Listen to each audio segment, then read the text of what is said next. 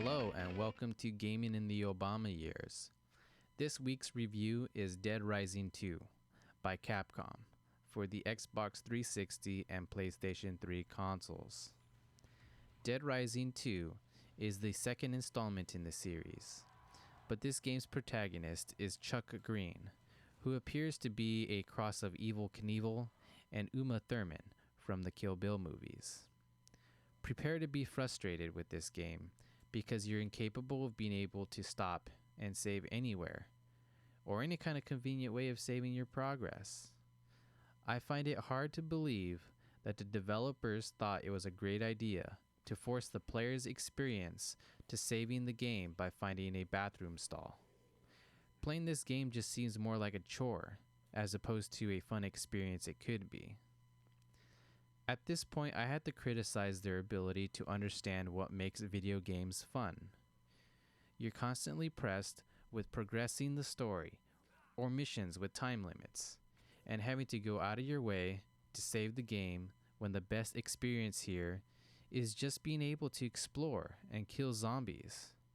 What can be more fun than going wild on a mall full of zombies like in Dawn of the Dead, and being able to use improvised weapons to kill them? Sounds fun, right? It is, but it's too bad Capcom didn't think so.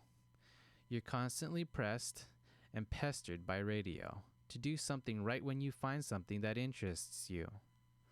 Whether it be finding some cool clothes to wear, looking for items for a weapon recipe, or maybe you just want to familiarize yourself. This game gives you no pleasure to do so. It's very confusing to see a game take itself so serious, and yet it brings humor at the same time. The producer of the game must be pretty sadistic and schizophrenic in order to create a game like this, because it clearly shows in the final product the intention of the game was to frustrate the consumer and not to entertain the consumer. It's as if they get entertainment out of doing this, and the people who purchase the game get a kick in the wallet instead of fun. So I can't recommend this game at all, even if you were given a copy for free.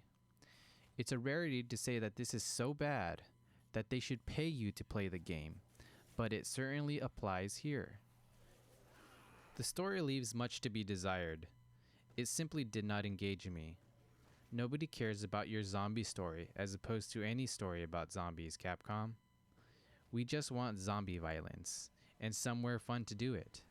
Is this too much to ask for? I don't think so. The controls are tight, the environment is interesting. It is what you're looking for, and the gameplay is of course fun, when they let you actually play the game. But instead the developers are kicking, screaming, and pulling your hand like a typical 3-year-old in a toy store. The graphics are average. They don't really wow you, but it works. I thought there was too much cutscenes. Overall, I have to say this game failed. It could have been much more fun if the developers knew what fun is.